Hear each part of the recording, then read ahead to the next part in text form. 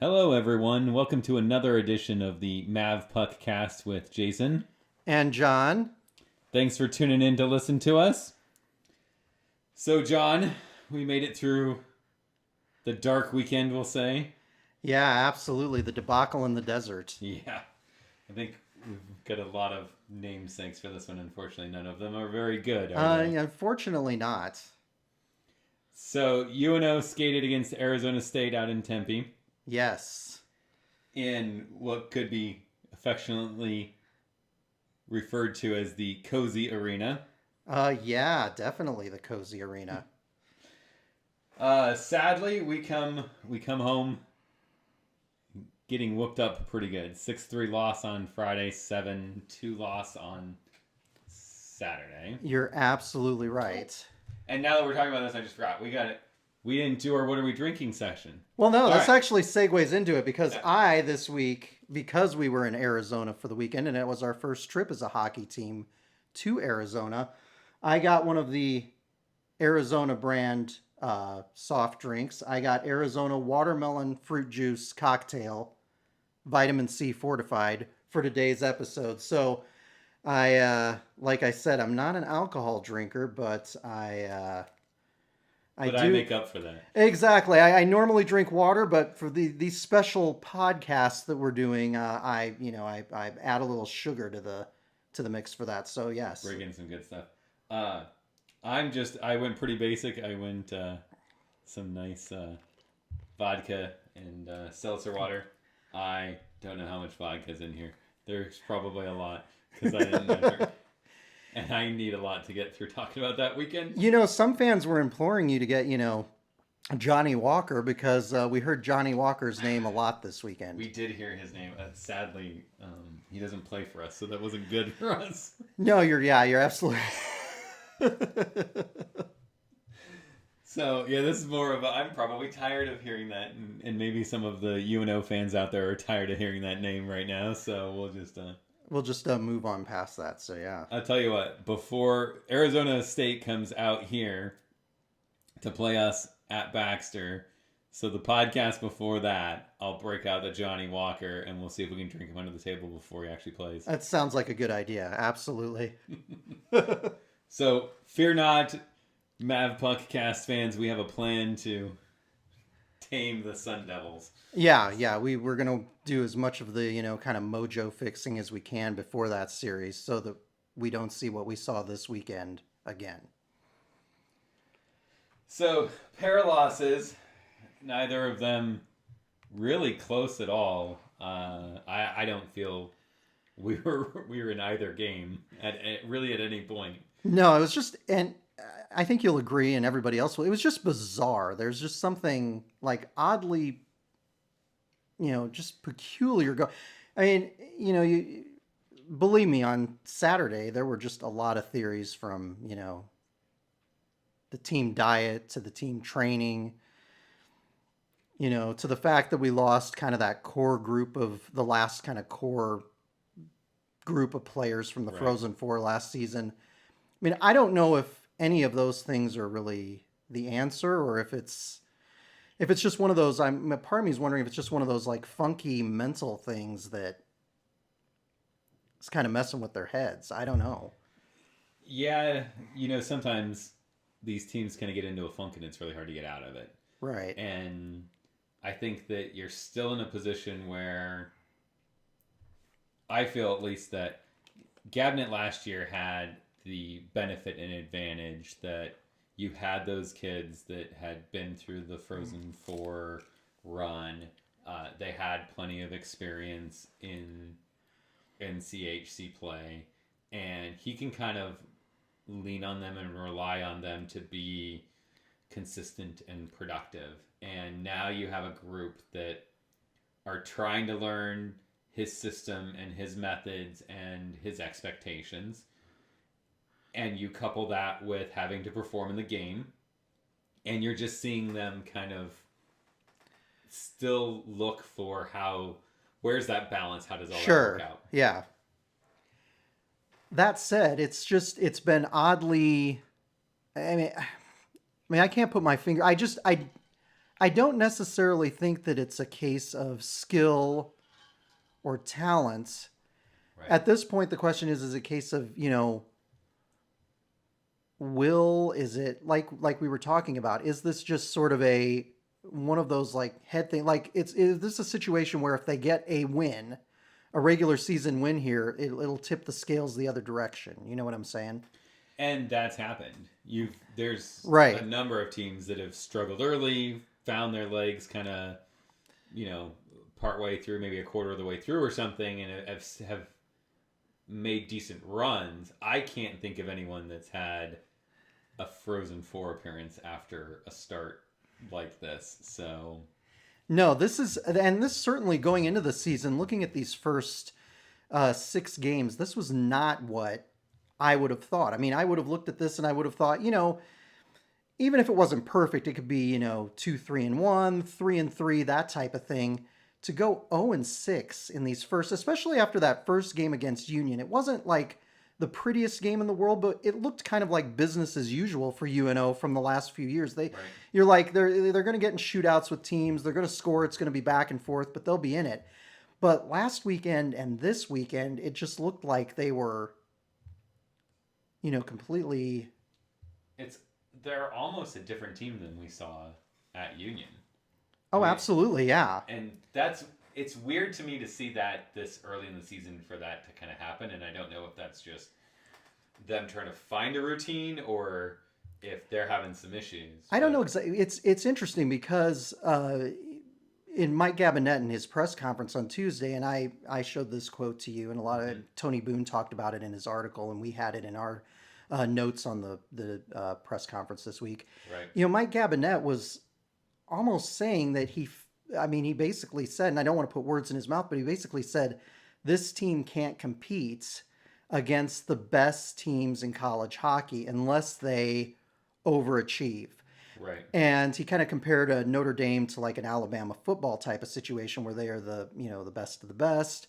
And so it was an odd comment because it was almost like he knew something. And I appreciate when a coach is candid and just doesn't give us a bunch of coach speak, but it was weird because it was almost like he knew that, or he's like mentally preparing us for the fact that maybe this team isn't going to do that well. And it's such a weird thing to hear in October as opposed to, say, December. Right. Yeah, so early in the season to say, pack it in, boys, we've got no shot, basically, is how I read that. I'm like, I did too. Yeah, it was weird, and it's like I don't know what kind of vibe that sends to the team, or if he's just. I thought maybe he's like lowballing expectations, so then when they do better than they've been doing, that will be like there's signs of progress. I don't. And from a coaching standpoint, I think I worry about if he really truly thinks that, like, how is he coaching the team? Because now I worry about, is he really preparing them to be in a position to win, or is he just preparing them to save face and try not to lose big, right. That type of thing. Yeah. Try not to lose 7-2, Right. But then see, and to me that was like when he said that, I was like, oh well, the Arizona State's gonna. This is telling serious because this is a team that we should beat. We should be better than them. Looking at the roster that we have, there's no reason we shouldn't be competitive with this. And I understand that they've improved as the years have progressed since they've become a Division I program. Right. But you're absolutely right. This is a team that we should be able to beat. Because, like you said, starting the season, I had a splitting at Union. I had a splitting at with Notre Dame here. Right. And then 2 wins against Arizona State. Right. And so you're thinking 3-4 wins conservatively. I'm thinking, yeah, I am too, yeah. And when we tied, I thought at Union, that's fine. It could have been a win. Out of here with 3 points. Absolutely, it could have been a win. Yeah, a tie, that'd be huge. Yeah. And so I was really encouraged by that, but then it was like, no. I know. And the Notre Dame series, I think, I don't know if it got in their heads going into Arizona State, like we can't do this, and then to hear Gabinet say kind of... That's the question. Was it a really bad hangover from the Notre Dame series? And right. I don't know, because a lot of people were talking, like you and I talked about was that Notre Dame series the best team that we're going to see in Baxter Arena this year? Right. Well, after this weekend against Arizona State and after, Duluth goes in and sweeps Notre Dame, then you're like, we may see a lot of other good teams in Baxter Arena this year, the way Yeah. that things are going. So, Well, and or Colorado College is playing really, really well. North Dakota seemed to play better this weekend than they yeah, played all absolutely. season. St. Cloud is playing really well. Yep. And of course, you always see North Dakota and Denver. So Yep. there's talented teams coming in, and I just Because when he made that comment about, we're not capable of competing against the top teams, then Right. you're like, but that's all we play week in, week out in the NCHC, Yeah. especially in the second half of the season. We're not going to get many, Arizona States or Alaska Anchorages, those kind of teams on a typical basis every year. So Yeah, I saw a report from Boston. One of their players had said in the press conference when they asked him about Boston underperforming to start the season and whatnot, and the player said, "Well, yeah, we'll figure it out. We need to make things work, but at least we're not playing the NCHC." right, exactly. So clearly the players in other conferences know that, hey, we can have we can overcome a bad start or something unless you're in the NCHC. And Absolutely right. Yeah. I mean, you look at how St. Cloud dismantled Boston College this week. I mean, yeah, it's so that's where my concern is that there's just like this kind of odd sort of melancholy mindset that's going on. And like I said, maybe a win this weekend against Miami kind of, shakes out the whatever's going on, and then suddenly they're ready once they get that kind of monkey off their back. But the problem is the longer this goes on, and you know how this is in sports, it could. So I think the question is to look at the game then and say, are there things that we saw in the game that need to get fixed? Like I will always look at a game and say that you needed to do this thing better. Sure. Against Notre Dame, we needed to pass the puck better. I mean, I don't think we could find a tape-to-tape pass to save our lives that weekend. That whole weekend. No, passing and puck control were a big deal. I think we spent a lot of time in the box this weekend. Yeah, that's an understatement. Oh, absolutely. We're like the double-digit penalties. Exactly. We're like the Oakland Raiders of college hockey right now. I mean, and then you're not. Well, Arizona went 2 for 7 on Friday night, and they were 4 for. Oh yeah, they were 4 for 9 on. Yeah, the penalty kill was. I mean, it's just like. Yeah, the penalty kill was not.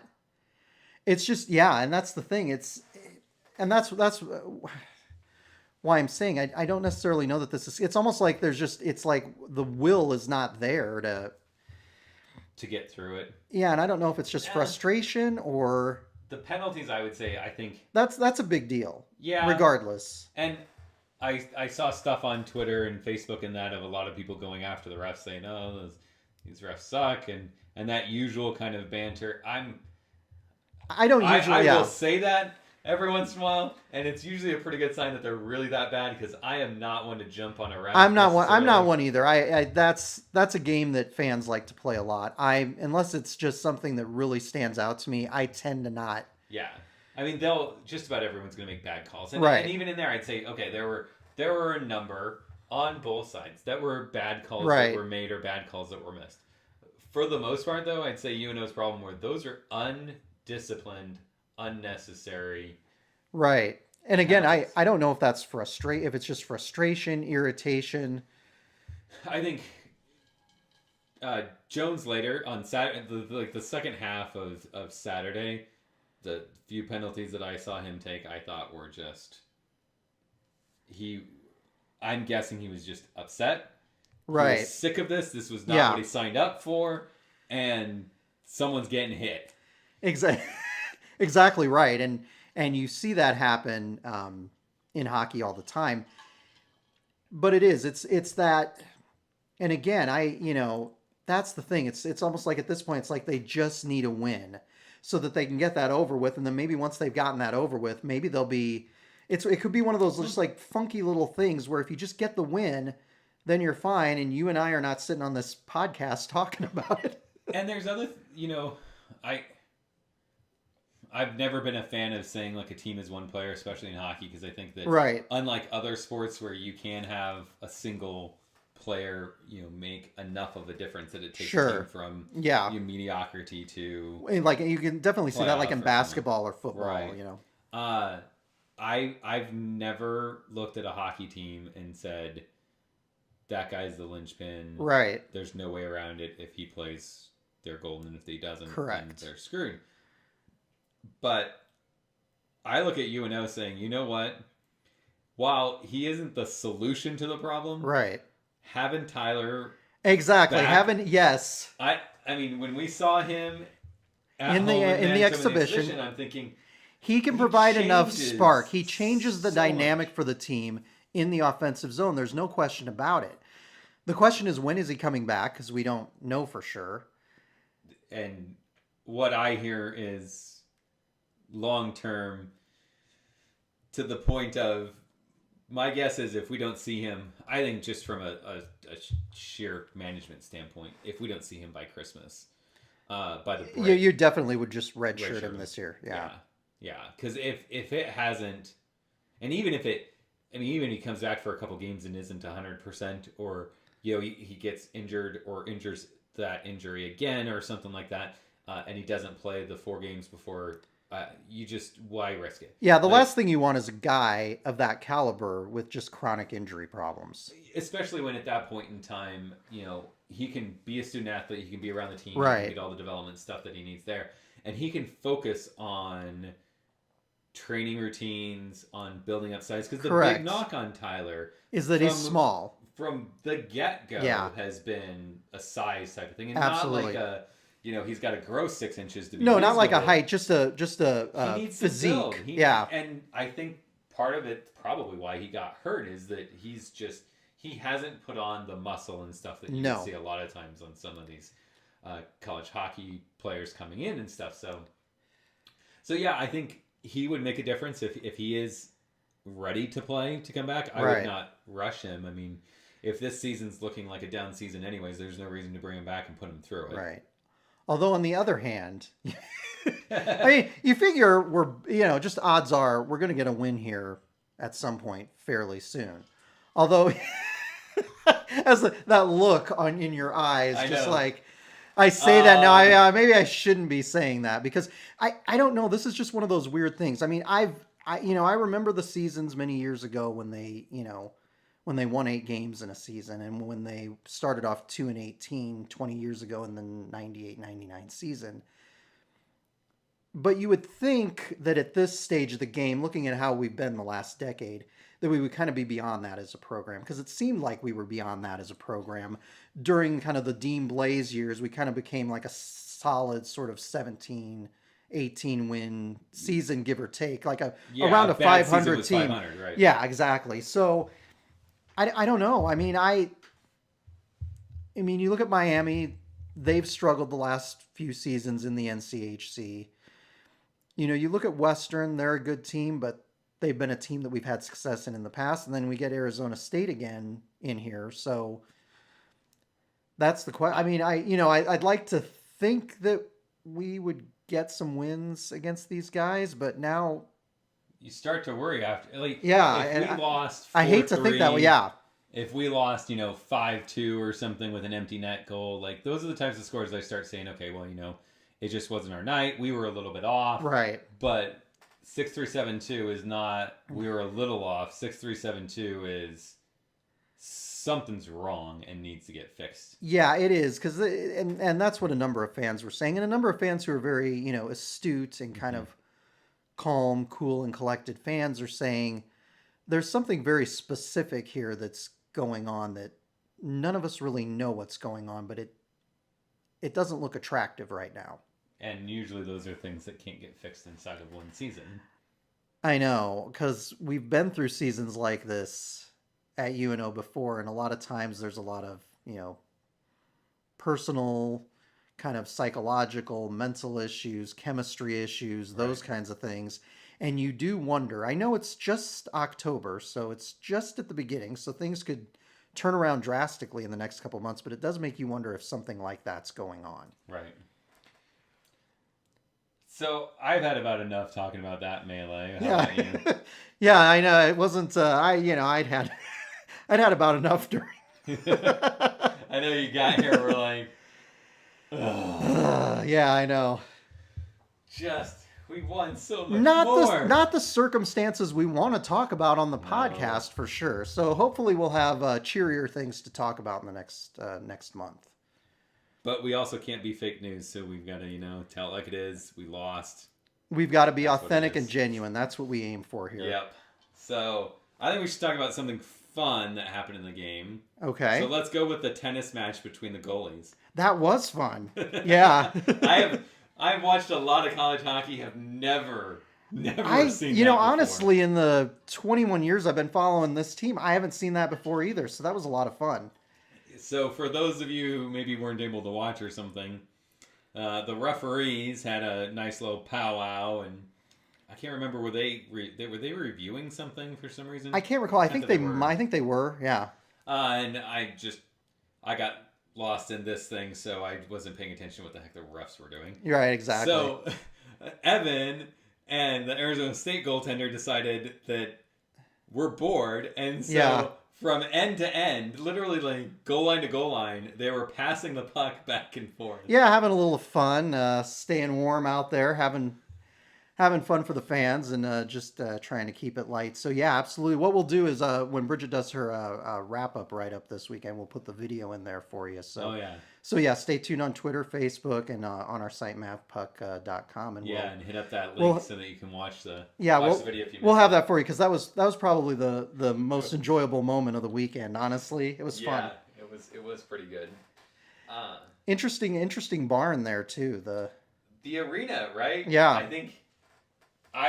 for all of the UNO fans out there, if you don't appreciate with what we have at Baxter now that you've seen Arizona State play. Yeah. And I think some people don't realize how, and this was more noticeable in the CCHA days when you were dealing with teams that had these older barns that had been built like in the 1970s. I remember Ferris State has a little one like that just it feels like one of those Tranquility. But not that little. No, it's not even that little. It has more seats and chairs. Yeah. Union's small, but it ain't. I know the Ferris one though is funny because I remember Brandon Ciro's dad Rick came to all or most of his games during the 4 years Brandon was here, and I remember Bridget and I were up there for a road series, and I remember Rick comes up and he's like, yeah, back when I was recruited in the 1970s, this place was state of the art. So it shows you how modern sports facilities have changed. But it isn't. That's the one thing we don't get to see a lot of coverage of the various schools around the country. And I think people don't appreciate how good we have it here and how spoiled we've been. Going back to the Civic days, how beautiful the facilities have been overall for UNO. And I think that's almost a conference-wide thing too. I mean, for the most part, the arenas that NCHC teams they're very attractive, which helps with recruiting a lot. Yep. But yeah, I mean, I remember they talked a lot. The students. So for those that don't know, the broadcast was live on Pac-12 website and ASU's website, and it's a student-run broadcast. The students are in charge of the announcing. They run all of the tech. They're pretty much top to bottom. It's student-led, and it's interesting to hear them talk about their own facility. They talked a lot about 2 years when they're in a. I remember when I was like, in 2 years when we're in a real rink. I'm like, what are you planning on now? Are those like fake tile things I hear about? Because there's our problem. No, I mean it's almost like taking Tranquility or Moto or something like that for those. Yeah, it feels like Moto to me. Yeah, exactly. And it's got a really low ceiling. Yep. I looked it up, so it is the lowest ceiling from the ice surface to the highest point in the ceiling. It is the lowest in the NCAA. And it's lower than the next lowest by 30 feet. it'd be fascinating. It makes you wonder how many rinks are actually in the greater Phoenix area down. I mean, because apparently one more because they were advertising with. Oh, were they really? Oh, okay. Okay. we kept looking. Go, that one looks new. I think that's better than the one they're playing in. Why don't they play over there? It's fascinating, and that's what I said.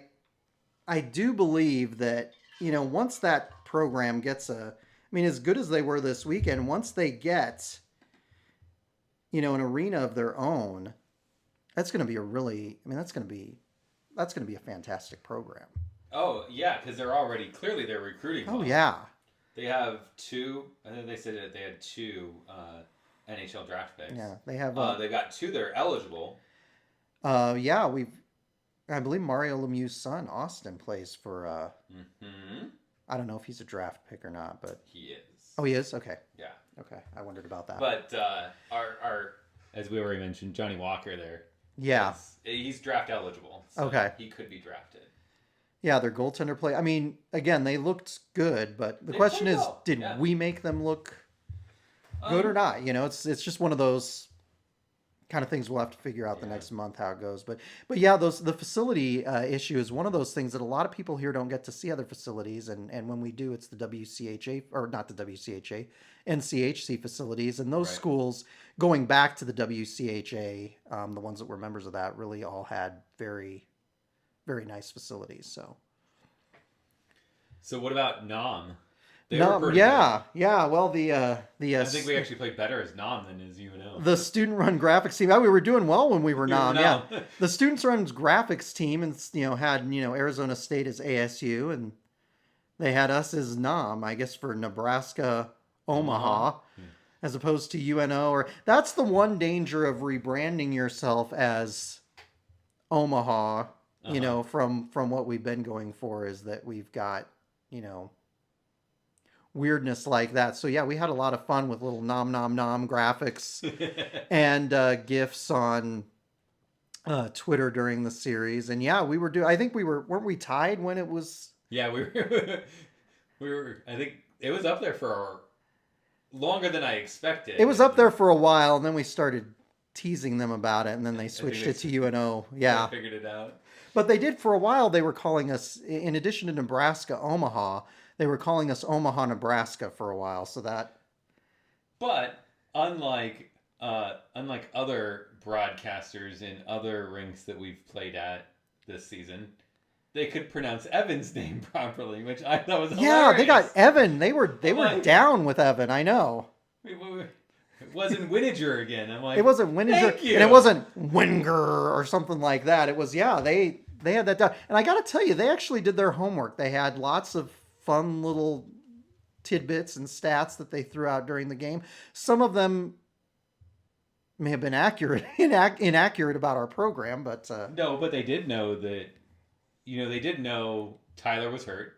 Yep. They did know that he was drafted. Yep. And they had talked about him a little bit. They did know that Olofsson's Chicago draft pick, and so they knew they knew some background stuff that they did their research. It's good for them. They did they got a good journalism program. As a journalism major, I appreciate having a good journalism program down there. So I'm totally down with that. So we hope to go, because Bridget and I have been to Scottsdale before, and in the Phoenix area.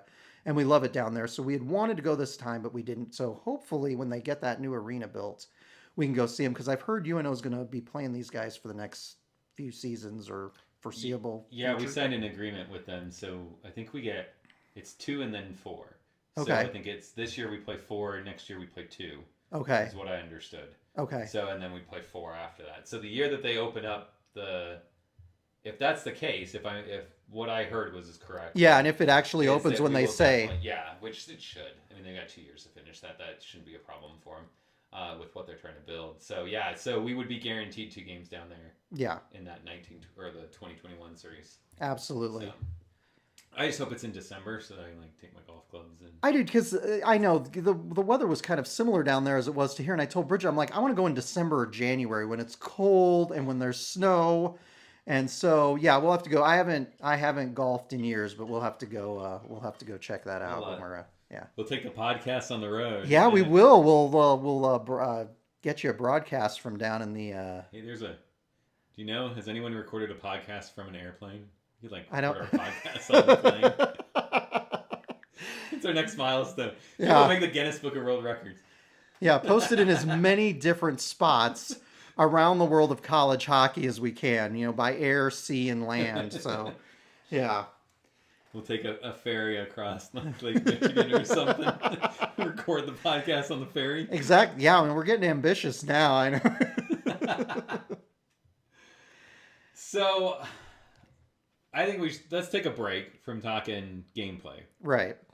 And there was an article and news come out that Northern Michigan is evaluating whether or not to add a women's hockey program to their list of athletic opportunities.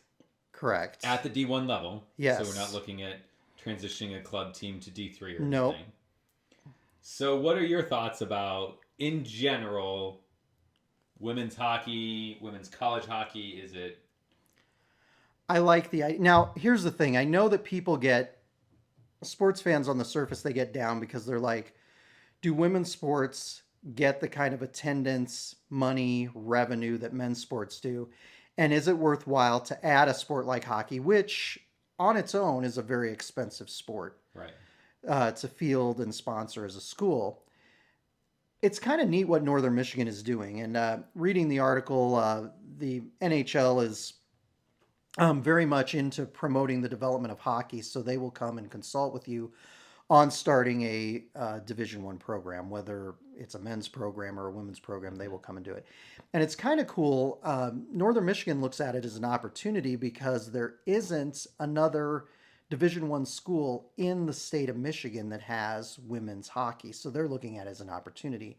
By the same token, I think for a school like UNO, and you and I like the idea of women's hockey just in general at UNO, it's an opportunity, I think, for UNO to not only develop the sport more in the community, because I think, as the years progress, we want to try and grow and develop the hockey community here in Omaha and young people playing hockey. And that includes both, boys and girls playing hockey. You have to have, I think it's one of those kind of rising tides lifts all boats. So it would be interesting if UNO ever did it. And I would make the argument that I think UNO could potentially make it work as far as generating revenue on a, annual basis with the sport, because I think there would be opportunities to bundle it with men's hockey. And I think it'd be another use for the facility.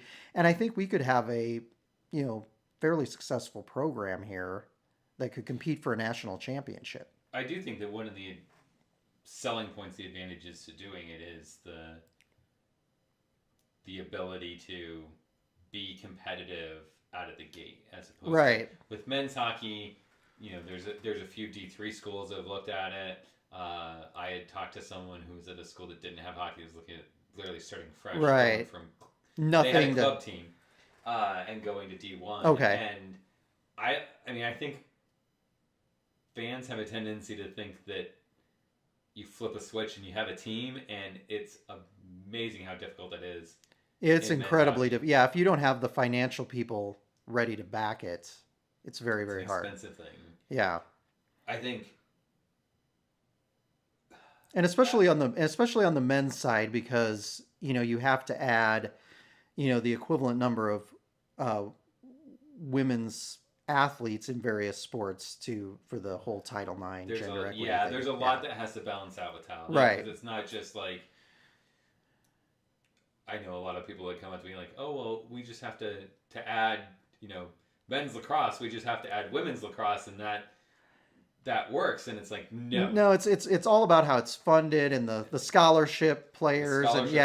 Yeah. The money that you spend on men's sports has to be equated to the money that you spend on women's sports, which is why you see the vast majority of Division I athletics at schools, unless it's a big school, you'll see that they have more women's sports than men's sports, and it's because of having to have the same number dollar-wise of scholarships that are given away, as well as if you're going to spend, millions of dollars building a new arena for your men's program, right?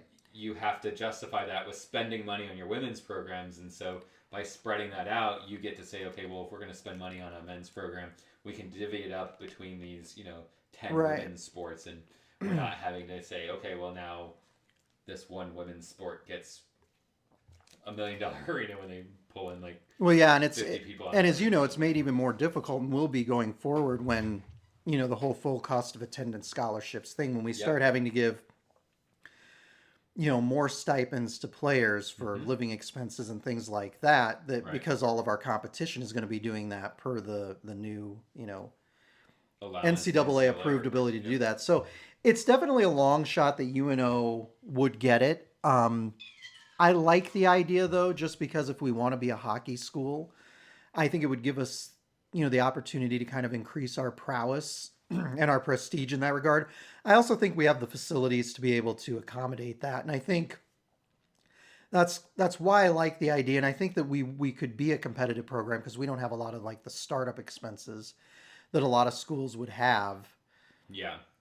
For that type of thing. So I don't know. I think the other advantage is that we have the advantage.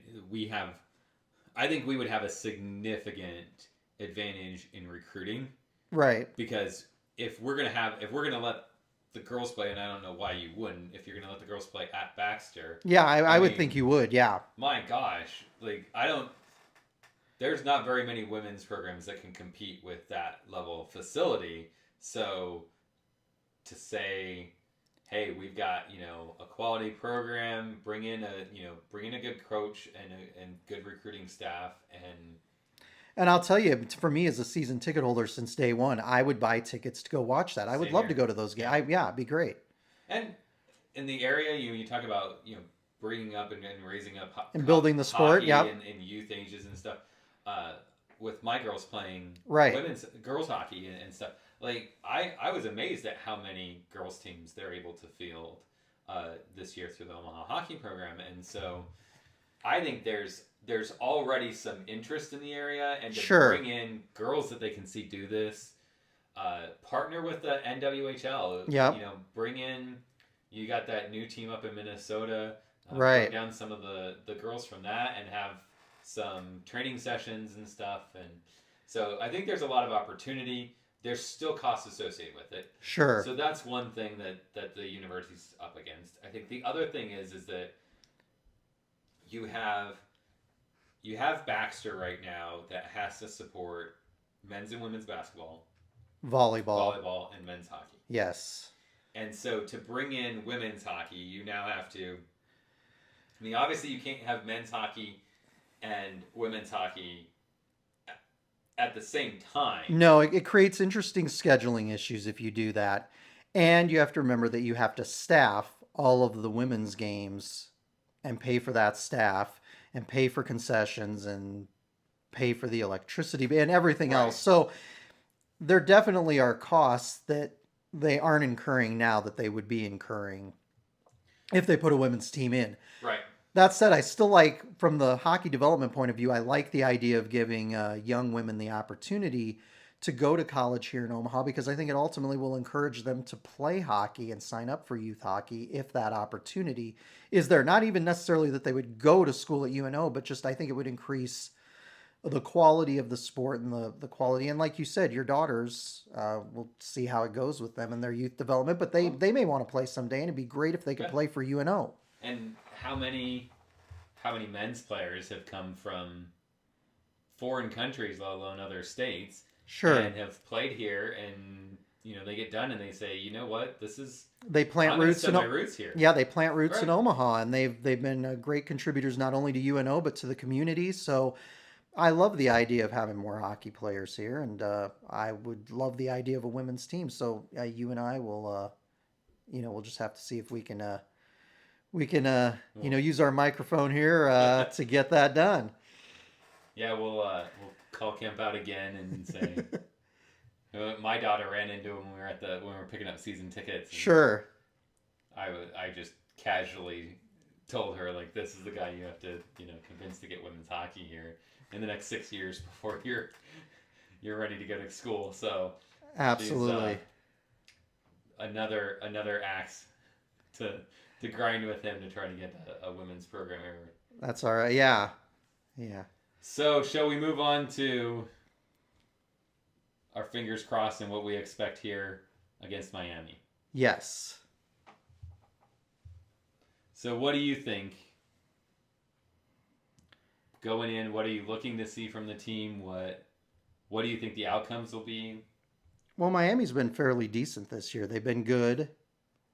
They have our old assistant, Peter Menino, which Some will argue is part of our downfall. it may be part of our downfall. I wouldn't go that far, but they're doing well right now. They've just by my count, they've won. They've lost 2. Yeah, 6-2, they're 6-2 right now. Yeah, they swept Huntsville. They lost to Providence, but Providence is a good team.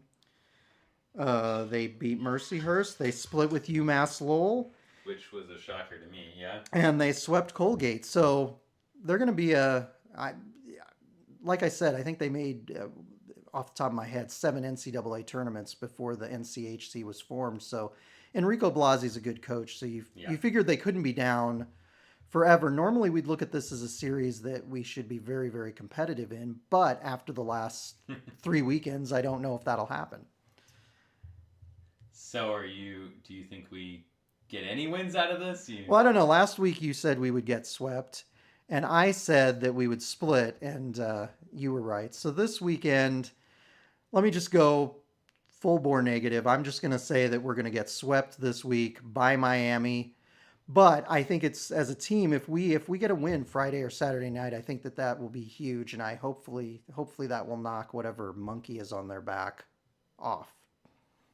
Yeah, I think a fast start on Friday is what I'm hoping to see from them. I'd like to see them come out and really push the play, play with a little bit more flow.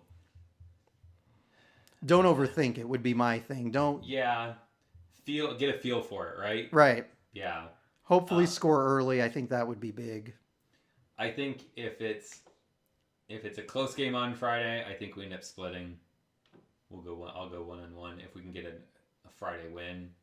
I think if we can turn the tides like we do to them what Arizona State did to us and win with like a 6-3-7-2 kind of situation, I think that gives them so much confidence going into Saturday night, and we could sweep Miami. On paper, at the start of the season, I would have said this is one that I pinned that we should get. Yeah, I would look at this one as being a November series that we should get all 6 points out of. Very important for the conference race, but right now I'm just hoping we get something positive this weekend because, if this weekend turns out like the last 2 weekends, it could be a very long first half of the season for us. Could be a very long season in general. The absolutely. Second half is all NCHC, so it doesn't get any better. No, it definitely doesn't. And honestly, if we dig ourselves too big of a hole in conference play, it's going to be hard to pull ourselves out of that. So Gabinet just has to tell the players this weekend, you know what? It's clean slate in conference play. You're starting over again. Let's go out there. Let's get some points. Let's get a couple wins, and let's turn this thing around. Yeah, because your season's not over right now. Absolutely You've got not. All of your NCHC games, you've got an automatic bid for an NCHC win. Right, and beating NCHC teams will help your pairwise just as much as beating these non-conference teams. And that's the crazy thing is, a sweep of like Denver or even a split at St. Cloud could be enough to overcome the 2 losses to Arizona State. Absolutely. So the potential is out there for them to still have a good season. The question is are they willing to put in the effort and what they need to? Yeah, and is this just a little mental thing or is this a big mental thing? And that we will have to find out next weekend. Yep. Yeah. Well, it's been great doing another episode for you. That's our 5th episode so far. Woo. Doing pretty well. Be sure if you're out there to follow us on Twitter, follow us on Facebook, and you can find links to our back episodes and all of these things on Mavpuck.com. So be sure to visit us. Be sure to sign up and join the site, post on our message board, interact with us on social media. We would love to hear from you. We'd love to have questions, and we'll see you next week. Stay classy, Omaha.